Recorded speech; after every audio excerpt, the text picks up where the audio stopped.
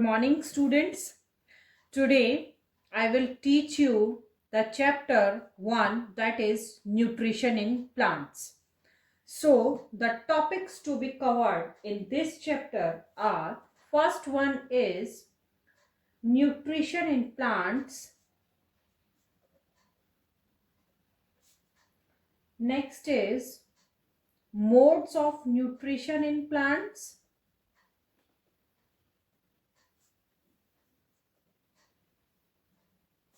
after that autotrophic nutrition, then photosynthesis in plants,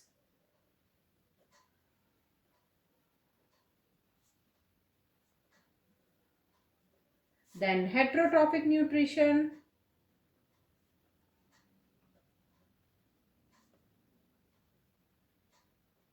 after that saprotrophic nutrition, then symbiosis,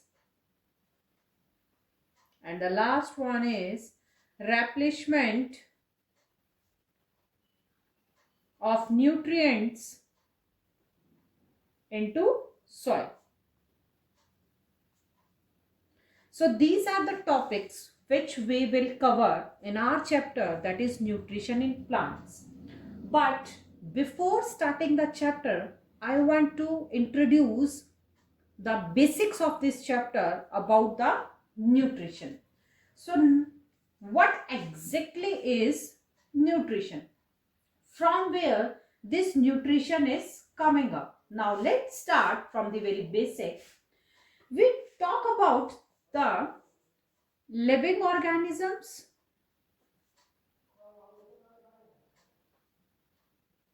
and non-living organisms.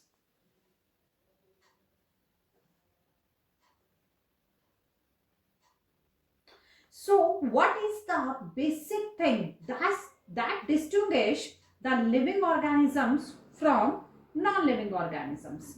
There are a lot of things which are non-living, as you all know that we can say table, chair, guitar, fan, etc. There are so many. And there are lots of things which are living, like there are so many animals, birds, reptiles. There are so many categories that comes under this. And trees, in trees, herbs, shrubs, there are so many again. After that, human beings. Now we can say that anything which is living, inside that their bodies, basic processes are working. Now basic processes, like for an example, we talk about an elephant. I'm taking an example. An elephant needs food. If we stop giving food to elephant, then what will happen?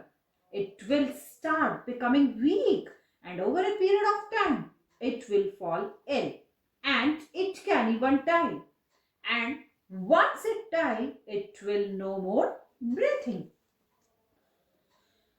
If you think about a chair, do you think a chair needs a food or water? A chair needs oxygen? No, none of these. Why?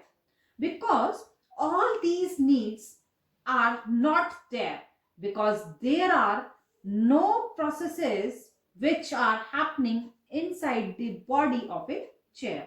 But if you look at the body of an elephant, inside the body, so many processes occurring all the time.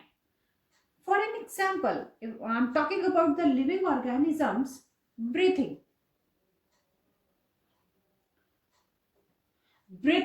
So respiration process is there.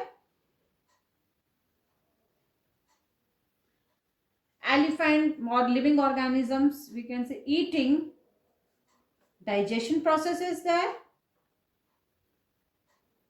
Circulation is happening because blood circulate in different parts of the body. So all these processes which takes place inside the body of in living organisms, they are called life processes.